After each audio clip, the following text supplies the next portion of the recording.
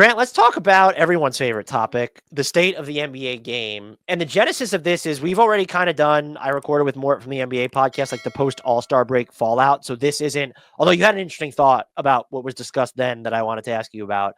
But I always forget this time of year, I mentioned this to you, that as soon as like the Super Bowl's over and we get out of the All-Star break, this is not a brag. It's more of just like, I forget the number of radio and podcast requests I receive just goes through the roof. And this past week was that sort of revelation of, oh, fuck, like I'm going to have to, not have to, I enjoy doing it, but you're going to have to figure out. I said to you, I was like, I had to do 2 in one day. It felt like so much.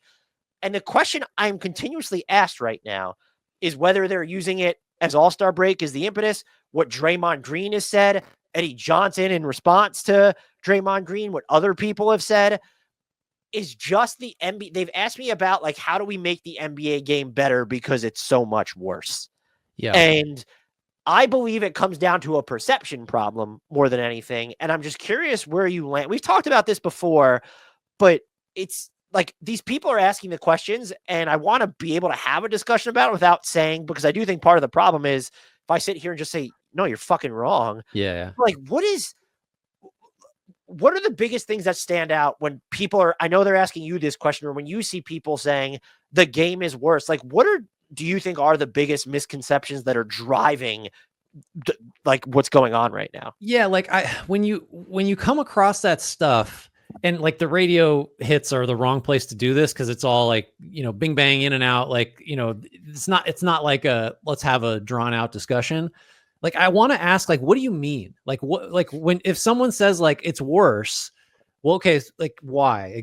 So I think the most common answers that you get to that question are it's too many threes like that. We've heard plenty of talking heads say everybody shoots threes.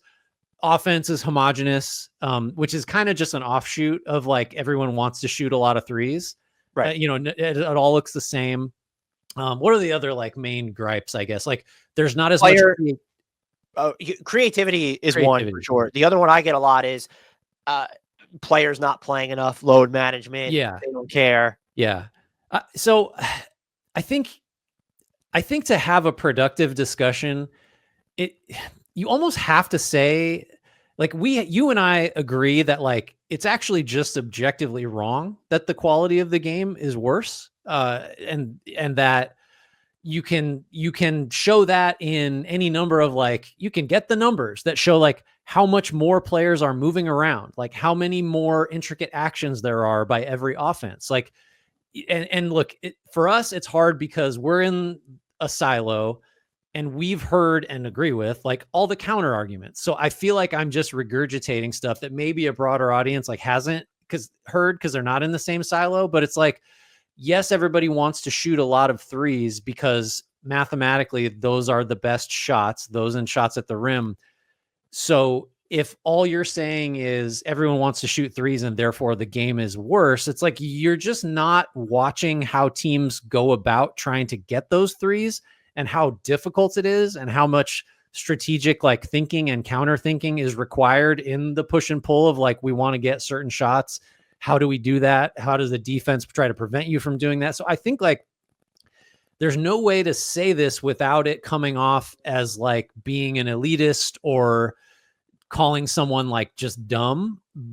So, but like you aren't watching very carefully if the reason you think the game is worse is because teams shoot a lot of threes. You know what I mean? Like that feels like a threshold issue that we need to get over. And then from, even the idea that players missing time is like a choice or is somehow evidence of the game being worse. I would push back and say like players are missing time because the game's harder. Like it's physically more taxing. Like the things you're asking, just take centers, for example. Like a center 30 years ago didn't have to do anything on the perimeter almost ever. Block to block. And so many other like we just can't talk about this without referencing the video Ben Taylor put together, comparing basketball games just randomly chosen from different eras. Like the amount of stationary stuff that happened in the 80s and 90s compared to today is just like, it's night and day. Like every player is moving and processing and thinking and changing direction like to just an extreme degree, extremely increased degree now versus then. And it's harder mentally, it's harder physically. And so, yeah, you're going to miss time because you're asking your body to do stuff that players 30, 40 years ago just never did. So, I mean, I don't really know what to say other than like, you're entitled to enjoy whatever era Oh, yeah. you prefer. That's fine. But it is, to me, just objectively wrong that the actual product on the floor is worse. I just don't know how you can pay any level of attention to it and conclude that. So you know what I mean? Like, I don't know what to say to the radio host, I guess is the answer. I've had some look, and you're right. It's not the form. I just had a recent one. I don't even remember. It was a station in Louisiana. It was the RP3 show, I think it was called. So shout out to them. Like, they made the entire segment about that. And I don't think that Yeah. necessarily everyone wants to hear this, but I Mhm. honestly don't know because the words you learned were in our silo. But I would say if you have a preference for the previous era, like, you just like that. You liked slower basketball. You liked possessions that were easier to follow because Mhm. there was less movement. And I don't know if this is the reason players are missing time, but like, the game is faster. When you look at don't even forget pace. Look at the average offensive possession time today is about 14 seconds. It was closer to 16 in 96, 97. Those 2 seconds make a difference when you're talking about more movement in general. You're covering, there's smaller players guarding bigger players, the way that guys are built now, like the way that bigger players can move. Like, Mhm. Karl-Anthony Towns is an example, is like the way that he can get going downhill off the dribble. That's not what a big, like, imagine one doing that as the big, but then two having to defend that. Right. So what I really think the bigger issue here is that it comes down to a failure in communication. Mhm. And I think that more so speaks to a failure in how the league is covered, because I think since the game has become more complicated, it is now harder to cover. I would like to think, per your proprietary metrics, that we do an excellent job of covering the league, the entire league at large now, at least trying to be authentic about it.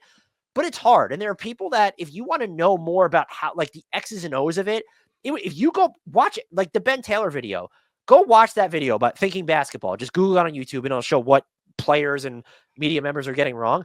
It is so much easier to follow a possession, especially if you're trying to track defense. Right. And there's so much more stuff happening now that I have all the respect in the world for people who are able to break it down in real time or even after the fact. But that's not enough of mainstream coverage. And I don't know necessarily the root of it, because I think stuff that factors in, it's easy for me to sit here and say there should be more of this. But to do it in practice, there's less time in between plays than there is at the NFL, as an example, because that's considered just the flagship coverage. When you look at, oh, the NFL coverage is so great, it's so nuanced. There's fewer plays in the NFL and there's fewer games. So there's more time to digest and synthesize this stuff. Mhm. You don't have that in the NBA. The other thing is, too, that everything feels like it needs to be presented in more bite-sized form. And so you're not going to be able to have this discussion over the length of a 60-second TikTok video. And if the NBA is truly trying to gear itself towards that, I don't know who, we had this discussion off air. I honestly don't know who the NBA's target audience is. That's maybe a problem, or maybe they've decided our target audience is this. They're not interested in these long, nuanced, some people might say overly meticulous breakdowns. And then the final thing before I throw it to you, there needs to be a stomach to build up momentum for this coverage. And I'm going to liken it to the play-in tournament. We've now had 2 NBA midseason cups. There's already talk of getting rid of it, moving it to not compete with the NFL. I'm not saying the midseason cup, the NBA cup, whatever it's called, is a home run. But if you want it to mean something to players, to fans, you need to have the stomach to give it time through those troughs, through those valleys before it ever reaches a peak. And the NBA, and I think a lot of businesses in general, they're so focused on these short-term returns and impressions and metrics. We're never going to know if a lot of the stuff that could work, and let's circle it back to the more nuanced coverage that we want, where do I think there's a place for legacy debates, for ring debates, for the coverage that we get trade talk? Sure. I don't want to be writing about trades in March. Trades can't happen in March. It is a failure in the way that the game is disseminated to the fans. And if you're saying, well, that's what draws the engagement, you need to have the stomach to shift that, to show them like, no, this stuff can be interesting too.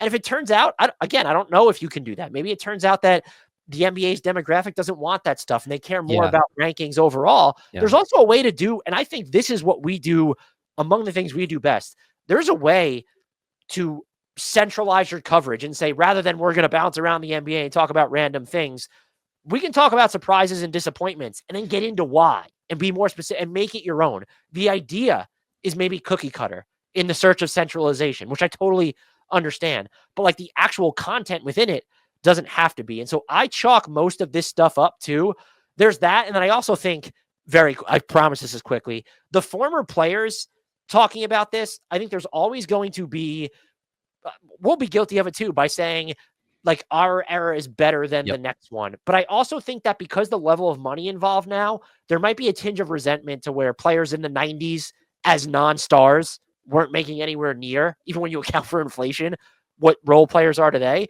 So maybe there's sort of an undercurrent of resentment there. I don't know. And that's the other thing is I do think a lot of us have to acknowledge that in order to make impressions of the game better, I don't know that we can pretend to have, like, I won't speak in absolutes about it is what I'm getting at. Yeah.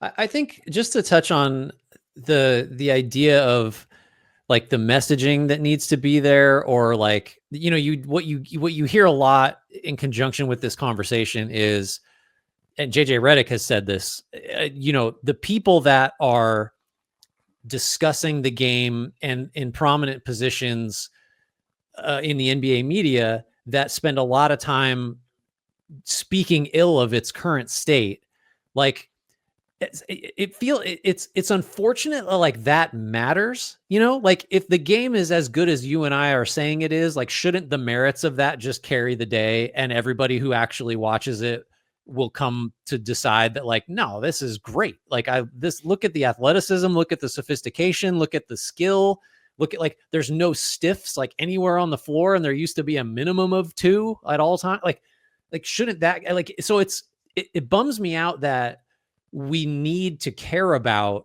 what the talking heads are saying, but that's just reality. And I think the problem is, and you hit on this a little bit, is just like, it's all now Draymond is a bit of an exception, although he's at the end of his career and is just kind of liable to say anything.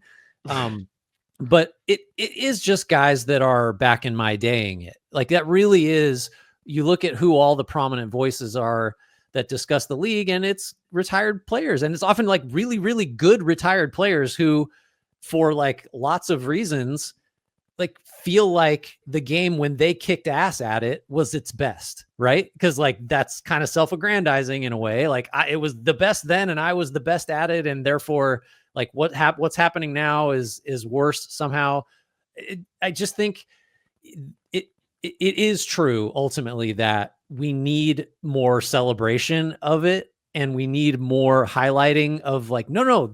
Yeah, this play resulted in a 3. Look at the 15 things that had to happen in 5 seconds for that 3 to be generated. Like, isn't that amazing? Like, I do think the audience can be sophisticated enough to appreciate that. Sophisticated is the wrong word. Like, that's a cool thing. And if you show a cool thing to people and explain why it's cool, they'll get it. So that's what it needs to be. Because if you continue to allow the loudest voices to be negative ones, then like, I mean, look where we are in society. Like this is not just a basketball problem. Like you can really steer public opinion by having some very loud voices say things that aren't true. So like, it's just on people that actually care about the sport and appreciate like how much flat out better it is now to just say so and like say why. It doesn't need to be, you don't need like a, 30-minute video on like one play to explain like, just point out the cool shit. There's a lot of it. Like, it's not hard. I think the issue is, and that coverage exists, but I don't know how accessible it necessarily is, because again, we're in our silo. That's right. Then that's the needle to thread is like, don't turn every, like, nobody wants to sit through a science lesson, but like, there's gotta be ways for like the more, what's good about the more niche coverage that diehard like nerd fans care about. You got to find a way to package that so that a broader audience cares about it. Like maybe that's a challenge, but like it will help the game grow and make more money and be more appreciated for what it is if you can do that.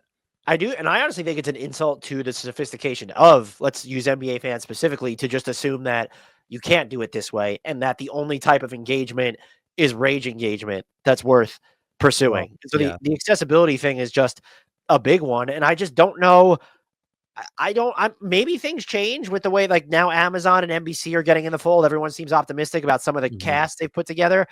I will say this is the cynic in me. I'll just believe it when I see it because I've even seen outlets, broadcast partners invest in this stuff kind of, but then they get away from it so quickly because it's not working out as much as the people who are maybe driving these decisions. They're not invested in the actual game of basketball or the way it's covered. They're just invested in the bottom line. And so if you see Kendrick Perkins going on air and saying that, LaMelo Ball is better than Michael Jordan or something, I'm just throwing something ridiculous like that. Which you personally believe, by the way. You've told me that in confidence.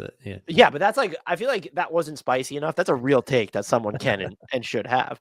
So I don't necessarily know what the answer is there though, and I don't really know who to lay it at the feet of, because even the NBA, for as an example, has these alternative broadcasts that you can access to where it's like the guys from, and I'm not saying you have to love it, but like Nate Duncan and Danny LaRue doing these alternative, it's a different viewing experience than just listening to the regular broadcast crew or listening to the national televised ones. Like the alternatives are out there, but they're not marketed that way. Like the game is marketed as, I don't even know what the game is marketed as anymore. This gets into All-Star Weekend a little bit where Mort had said like it unfolded like it was a bunch of lawyers in a room that were just kind of out of touch with what like the product needed to be. And you have kind of a different spin on that, which I find interesting too. And again, all this stuff, we're removed from All-Star Weekend now, but I think this shit matters when it comes to driving interest in the game. Yeah, I think that feels like a miss to me, because the people that are deciding what happens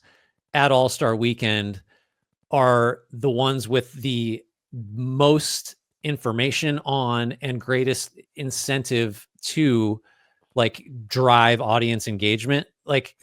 So that's to say it's marketers, it's branding people, it's people that work at the NBA collecting data on like what fans like the most. Like, would you really think like they're not the decision-making process, I guarantee you, is built around how do we make this appealing to the most people in the audience subsections that we care about? Like, so, and I think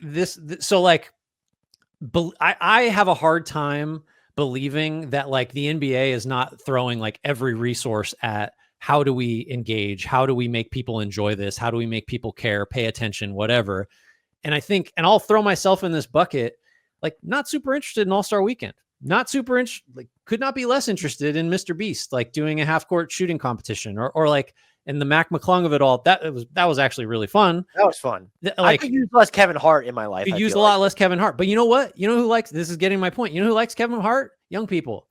I'm not a young person. Like so All-Star Weekend is not for me. All-Star Weekend is for like people of an age, and this is mostly teenagers and kids that the NBA is targeting to build lifelong fans with stuff they like, which is to say, if you're like 12, because I can remember being 12, holy shit. Like, look at all these players that I really like. They're on the same team. They're going to play together, and they're going to play against a team with a bunch of other players that don't play together except for today.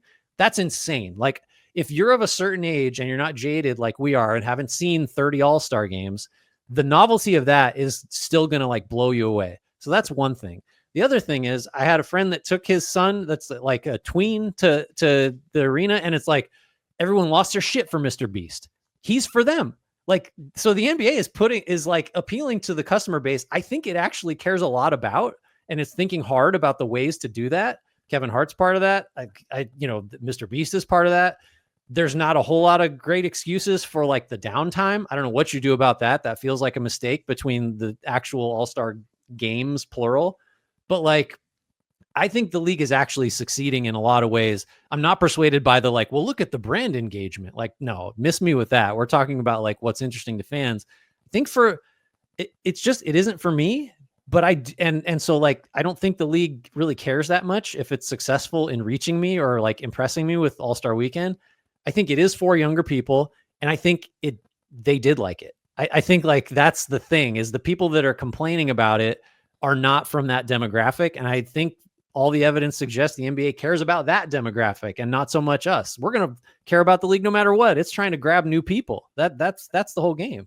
That's it counts as a miss on my part too, because my whole interpretation of Mr. Beast being there was, well, how much of a like crossover is there between Mr. Beast? Like, is Mr. Beast drawing in new viewers? But maybe it's more of a thing like, well, our viewers already like are into Mr. Beast type of logic. And so I might have dismissed that too quickly. Yeah.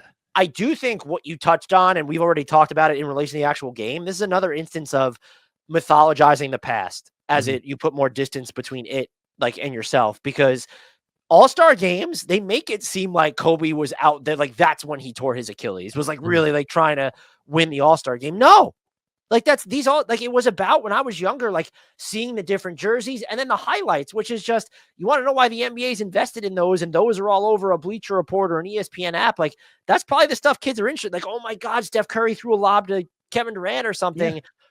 What I do wonder though, and we mentioned this a little bit with the Draymond Green and his comments. Do you think, like, how much does it matter, let's say, as an instance, that LeBron James dealing with this ankle thing and then ends up not playing last minute? His spot could have gone to someone else, but it's also, we didn't know he wasn't playing, and that's someone that is putting butts in seats and people want to see. Do you think that, even though I'm sitting here and saying I don't think players went full bore in the All-Star game in years past, do you think that there is still maybe a disconnect now with, like, how much of a obligation they view it to play in that game versus then? Or is that, is that also being exaggerated? I think when you start messing with the format of the game to the extreme degree that they're messing with it now, I understand. It seems like logical for players like LeBron to say, like, I'm okay. Like, I really don't need to be involved in this now, because it's like we're headed towards the Pro Bowl, which is flag football. Like that feels like the direction we're going, and that may not be great. But I think, like, again, it's not for me. Like, I've seen enough All-Star games. I get it. And like the ones that I romanticize are the ones I watched at a certain age that captured me. Like, I'm already captured. You and I can complain all we want. We're not doing that, but like, and fans of our age in our demographic can complain. The league already has us. And so it's just changing, and everybody that's like enjoyed something for a long time is uncomfortable with change and uncomfortable with like no longer being the top priority of a thing that they used to be the top priority for. Right. And I think Kevin Durant kind of hit it on the head when he said cancel it, because everyone likes to complain about the NBA more than watch it. Well, and he's not, I mean, that's hyperbole in some respects, but you get to what he's saying, because when we've gone through the dunk test, will another star do it?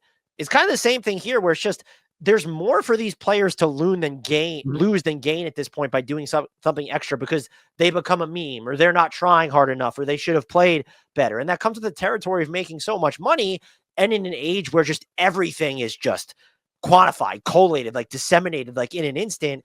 And so I understand that they're compensated accordingly, but I do think that comes back to bring this for full circle is, would perception among fans be as negative or as inclined to just think about the discourse following LeBron not playing? I saw a bunch of segments. I didn't watch them in full, but like, I grew up on Kobe, and I'm tired of, first of all, I'm tired of fucking hearing Shaq's name when it comes to like work. Like, did you even watch back then? He was just bigger, and he was great, but like, don't pretend that Shaq is like the billboard for diligence when it comes to your career. But like, that's the immediate thing we pounce on, is rather than like, you go take me through that All-Star game that you're talking about, whereas they gave it their all. Yeah. Otherwise, shut the fuck up, because you can criticize the game without just being doom and gloom about it. And it just feels like everything we latch onto when it comes, not we specifically or everyone specifically, too much of the negative or low-hanging, low-brow slants are latched onto, because we think that this is what either fans want or is the only thing they're capable of appreciating or responding to. And I just don't believe that that's the case. I think the foundational issue is that, like, every algorithm in every social media platform will tell you that negativity spreads faster and feels louder and does better than positivity. And so like, that's just, I mean, you could cite that as the reason a lot of talking heads are shitting on the game, is like, that soundbite's going to get spread faster and farther than them saying like, you know what, game's pretty good. Or the All-Star game was fine. Or like we're saying, not for me. Like that's just where we are with, it's not basketball specific. No, it's a weird human condition, right? Because what are you more likely to do just at large? are you going to go leave a review about a positive experience you had at this restaurant? Or are you more likely to leave a review if like something goes, someone had a really bad day and like your food was wrong or they were nasty to you? It's just, it feels like we're more conditioned to respond to even voice our negativity than to voice our positivity. Yeah. All-Star Game's fine.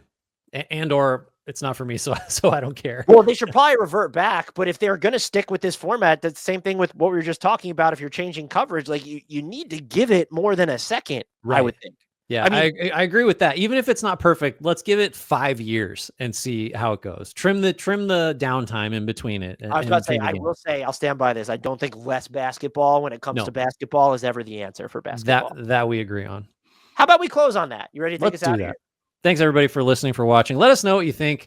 If like, what do you say to, because if you're watching or listening to this, presumably you do enjoy the game. What do you say to people that are, and if you're under the age of 25 specifically, I would love to know. Yes. And prove me right and say you care about Mr. Beast and he's not for me. And that's fine. Cause I'm old. Thanks everybody for listening, for watching. Rate, review, subscribe, leave us our comments here on YouTube. Join our Discord, which is another place we can you can engage with us and discuss the quality or lack thereof in the modern NBA game. Link for that in YouTube and podcast description. Shouts, Frank Ntilikina. Apologies, Jared Allen.